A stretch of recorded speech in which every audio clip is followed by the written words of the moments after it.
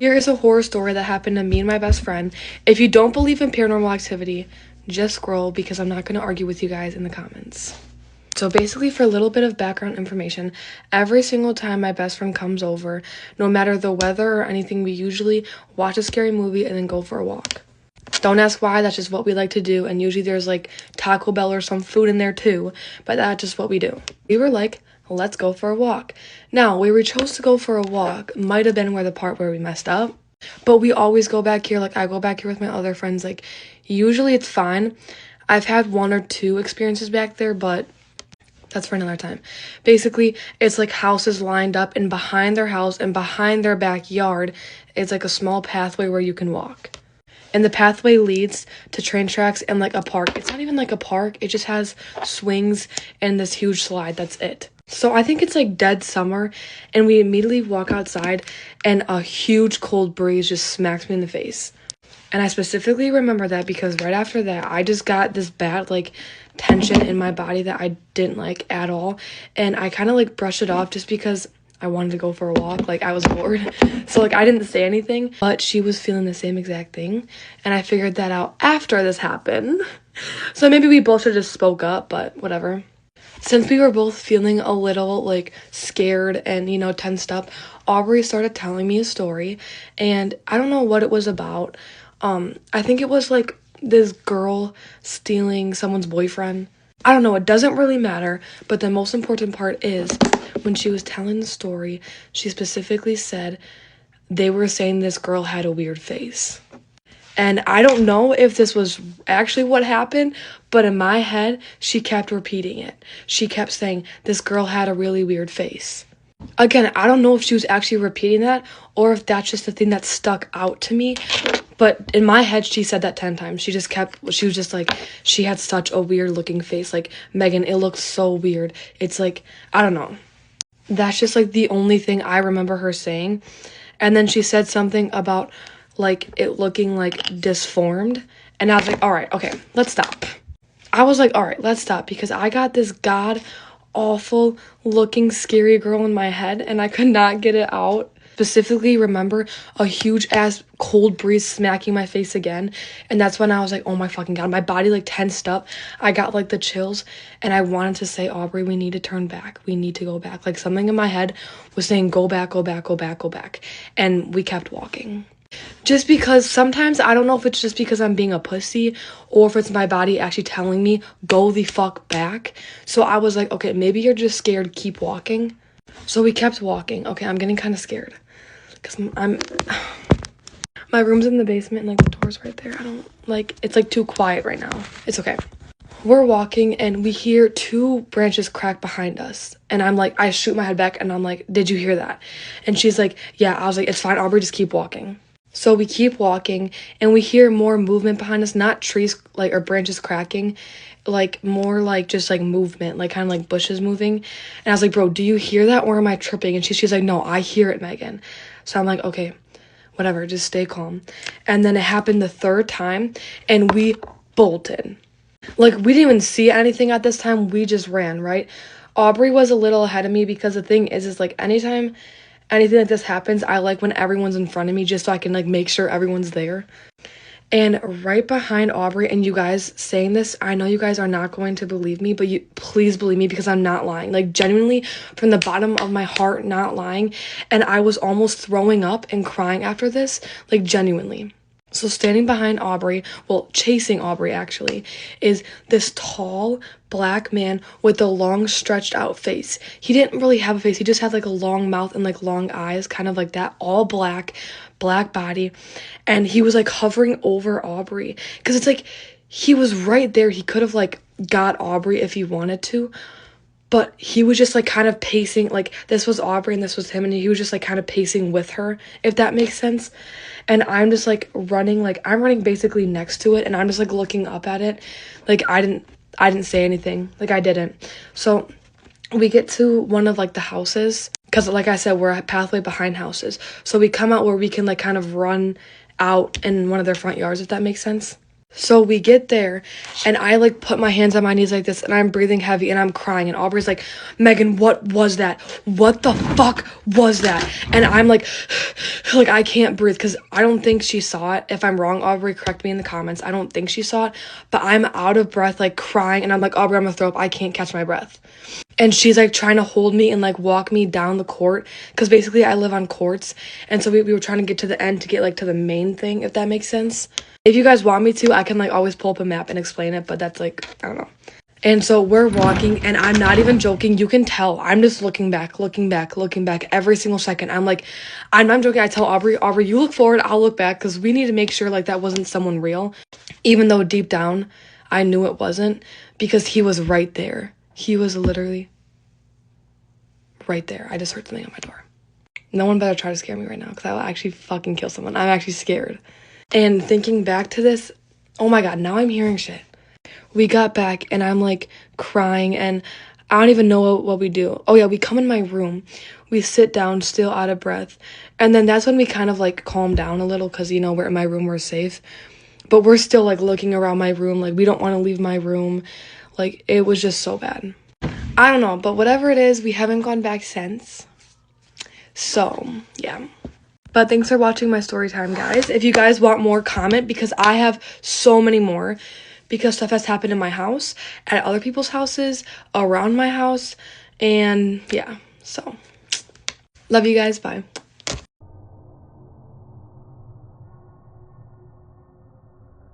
In addition to scary Appalachian stories, I also love to read about haunted houses because I used to live in one. And tonight's story takes place in a haunted house. So grab your favorite tea and settle in, and let me tell you another scary story, because of course, this is Tea After Midnight. This story comes from Kay. Hi Savannah, I love your videos on TikTok, and even though my experience didn't take place in Appalachia, I'd love to share it with you. I was raised in a very small town in northwest Indiana. When I was growing up, the population was generally around 300 or less, depending on the year. The town used to be a lot busier, especially when they were building the railroad. But a major highway was built even before my parents were born, and the town was mainly different generations of families who grew up there. My grandma's house was right by the railroad tracks and was made in 1909 using parts of makeshift houses railroad workers used.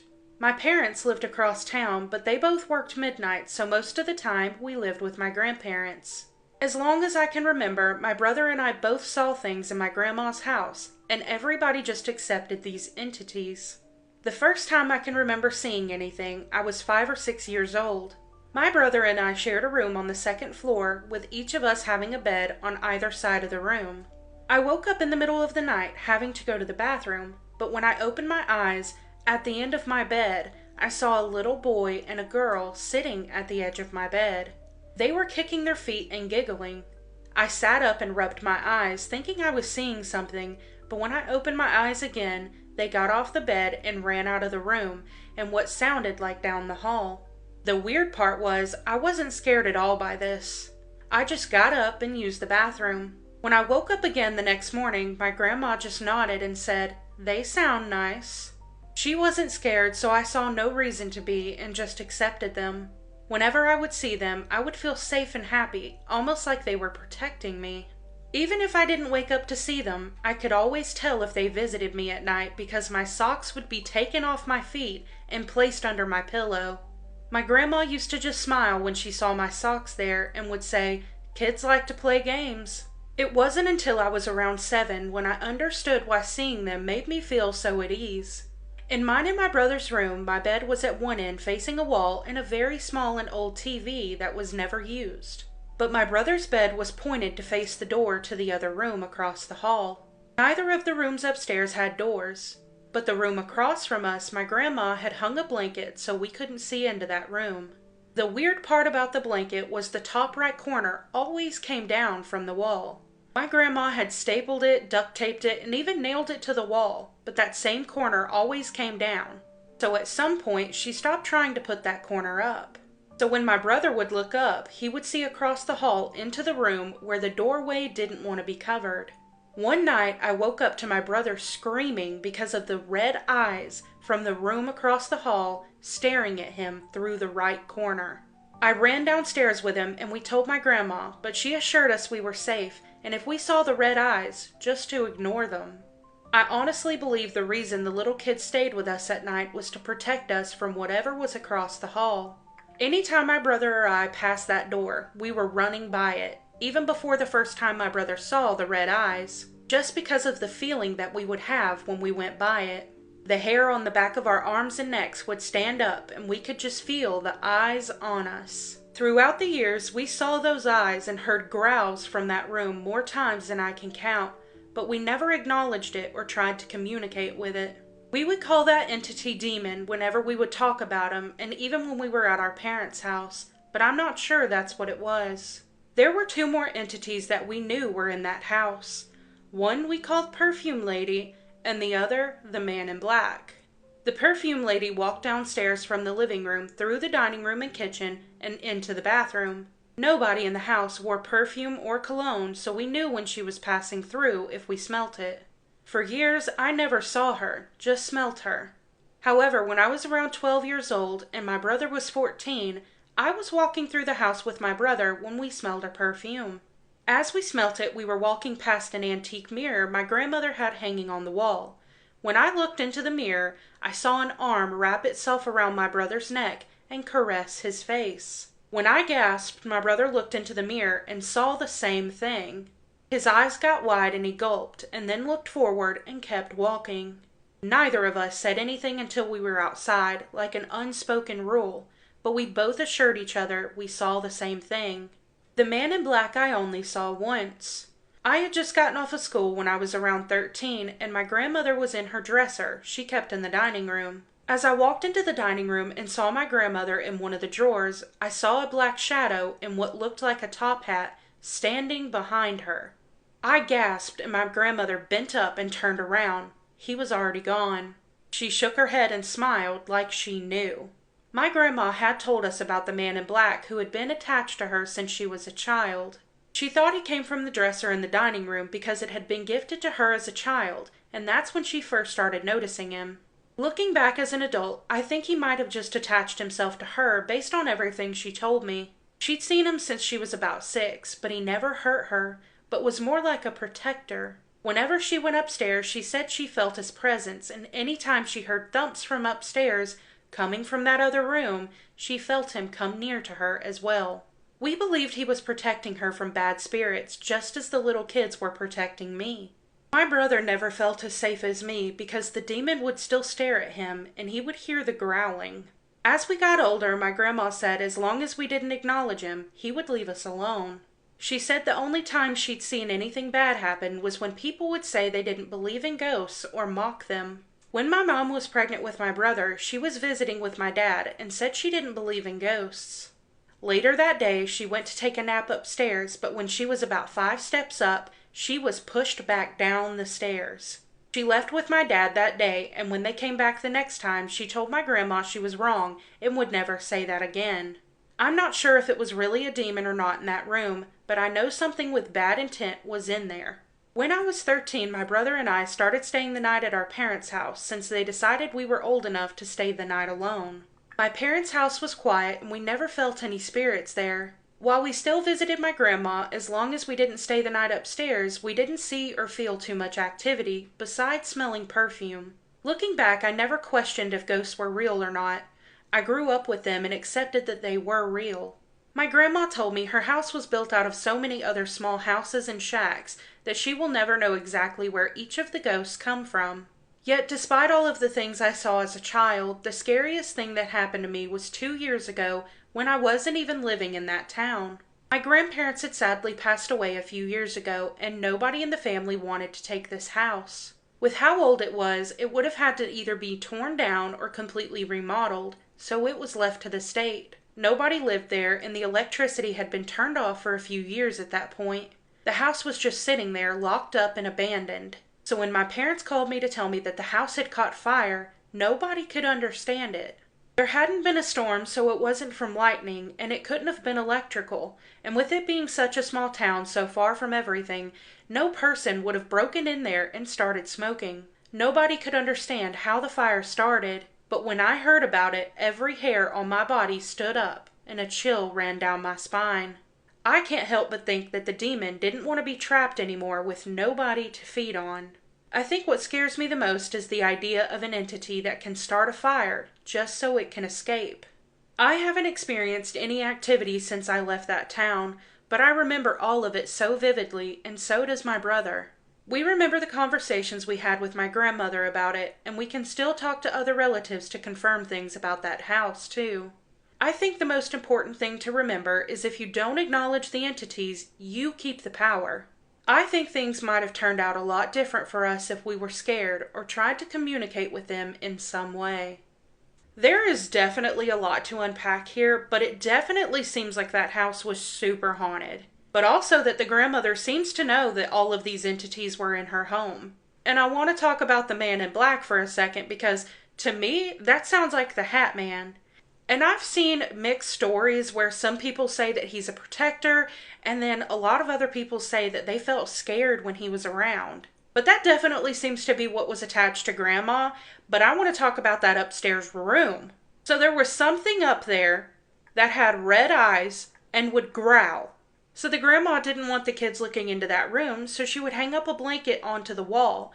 But there was one corner of that blanket that would always fall, and the brother says that he saw red eyes peeking from the corner. But then on multiple occasions said they saw the eyes, felt the eyes, and even heard growling coming from that room. But then let's talk about the perfume lady, because the perfume lady, she sounds sweet and simple enough. Just smell her perfume as she walks by. You know that she's there. But when they're walking in the hallway, they look in the antique mirror and can see the woman has her arm around the boy's neck, caressing his face. They both saw that. That terrifies me. But to wrap all of that up, at the very end, the house caught fire and burned down with no real cause. It couldn't have been electrical because the electricity wasn't turned on at the time and hadn't for years. It couldn't have been a lightning strike because there were no other storms that were happening in that area at the time. And nobody would have broken in with it being such a small town. Surely nobody broke in there and started smoking and caused a fire. But what freaks me out the most is what Kay said at the end about how the demon didn't want to be trapped anymore, so it started a fire to escape. But Kay, I do want to say that I'm so glad that you're not experiencing anything anymore, but I do hate that you and your brother and even your grandmother went through those things when you were little. So thank you so much for sending in your story, but if any of you in the comments have any idea of what any of these things could have been, please let us know in the comments.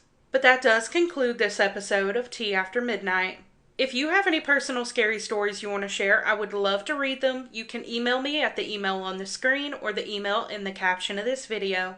But as always, you guys, thank you so much for watching. I hope you have the best night. I love you, and I'll catch you in the next one.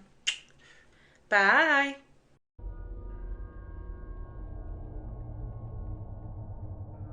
Okay, I haven't done a talking video in a hot minute, so I decided that I would tonight. So I thought we'd do it tonight while I talk about the times that I felt like I've almost been kidnapped. Okay, so this first one actually happened yesterday. So fun. Basically, I had been in, like, the Pasadena area, okay, and, like, I'm about to cross this, like, kind of busy street, and as I'm about to cross, I see this older Asian lady, okay, and I don't know what language she was speaking, but she, like, came up to me, and she started talking, and I don't know what she was saying, but at first I was like, oh my gosh, like, is she asking me to help her cross the street? And so, you know, I turn around, and I'm like, hello, like, do you need something, like, whatever? And she starts, like, pointing at her phone, like, really aggressively. And she's speaking, and I don't know what she's saying. And so I start asking her, I'm like, do you need a phone charger? Like, is that what you're, because I didn't know what she was saying. And I noticed she had, like, a paper in her hand that was, like, written in whatever language, and then had a translation into English. And so I was kind of confused about that, whatever, and she had, like, a little, like, walker, whatever. And so there was, like, a Verizon right next to us, and I was like, oh, well, like, you know, if you need to charge your phone, there's a Verizon right there. And she keeps on, like, yelling. She starts, like, yelling, and I'm like, I don't know what you're saying, but there's a Verizon if you need a phone charger, because I didn't know how to, like, communicate with her.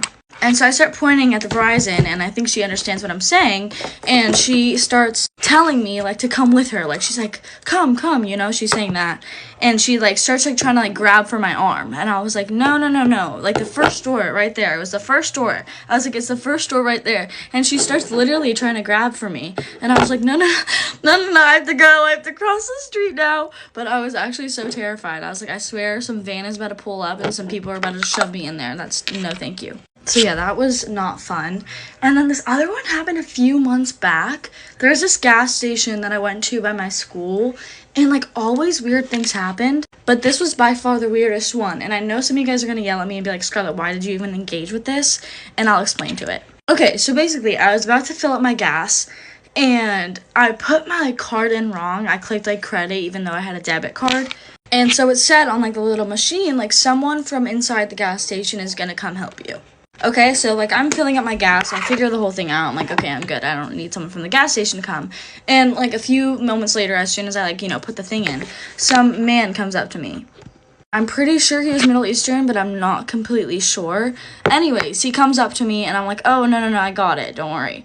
And he starts telling me, he's like, oh, I have a message for you. And I'm like, what? Don't get me wrong, this is like so stupid, but I was also in a moment where I was just like going through a lot of things. I was like, what message do you have for me? Like, you know, I'd seen like tarot card readings all up on my For You page. I was like, oh my gosh, is this like real? Like, what's going on? And he was like, I was sent from God to talk to you. Like, I have a message. He was like, one of your eyes is a snake eye and the other is an eagle eye. Like, you can see and hear things and understand things that other people can't. I was like, wow, all these compliments. This is great. And he started, like, going on. Keep in mind, I've told him nothing about myself. Nothing. Okay, so he starts going on. He's like, I see a letter S. Like, does that mean anything to you?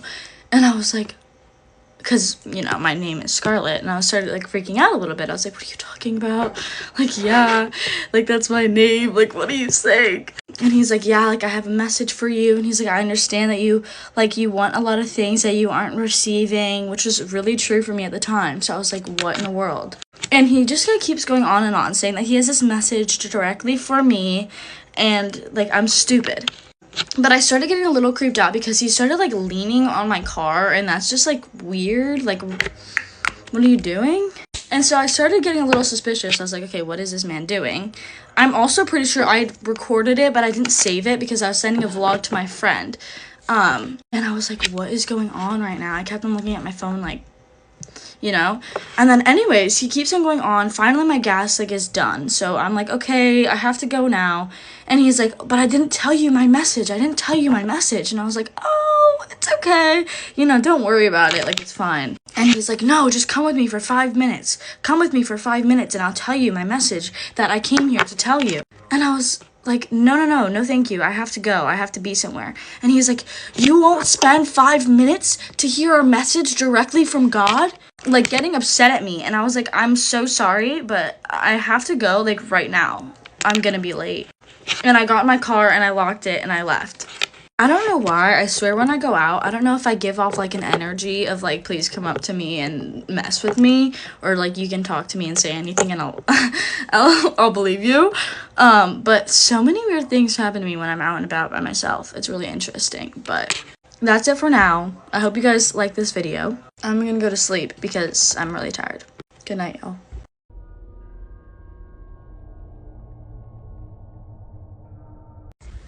It doesn't matter where you are.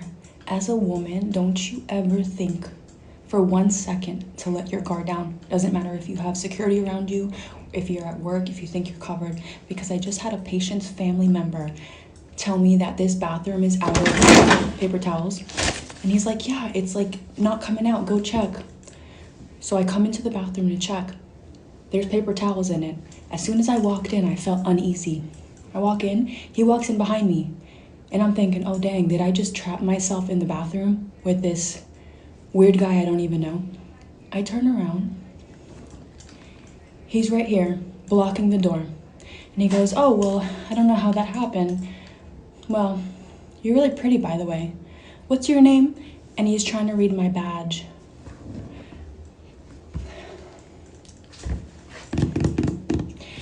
Sir, step aside. Step aside. Move out of my way. My heart is racing. Like, Don't you ever let your guard down for 1 second. This is the scariest story I've ever heard in my life, and I know that because I watched this TikTok video like years ago, and I still remember this story and think about it at least weekly. So let's get into it. There was a trend going around years ago where people were telling their scariest stories that they cannot explain. And I'll be honest, a lot of these stories were paranormal, and it just shocks me because I cannot remember if this woman's video went viral or not, but it was hands down the scariest story that I have heard a part of that whole trend. And if you know what I'm talking about as I'm explaining this video, please tag the person because like I've been scouring the internet for this particular video. So the story starts off with this woman talking about her college home that she split with like multiple roommates. And I don't remember the exact break that they were on in college, but it was her alone in this house for like a long period of time. And she particularly was staying because she had to work her job that was in town. Comes home one night, and because she had been alone in the house, she had shut like all of the extra doors to other rooms that she knew she wouldn't go into. Not super unusual. I did the same thing when I was sharing a house in college. And it's important to note that the attic was split into 2 rooms, one of them being her room. I remember her saying that there was like a latch on the door in her bedroom, and she decided to lock it that night, or she locked it every night. I cannot remember. But when she woke up the next morning, the room directly across the hall in the attic to her was open. And at first she was like, oh, I must have forgotten to close the door that night. So she enters the room for whatever reason and sees that the closet door had also been open. And upon opening the closet, she sees remnants of somebody who had been sitting in the closet for a long period of time. She had no idea who it was. She still has no idea who it was. And every time she thinks about the story, it gives her chills. And I particularly remember her using verbiage in the video that made me feel sick.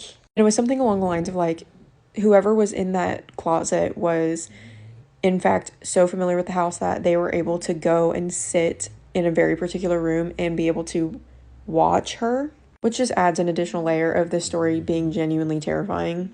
But yeah, if you know what I'm talking about, maybe you don't, maybe it's too niche and it was so long ago that people don't remember this video, but there is a reason why I remember it, and now you can too.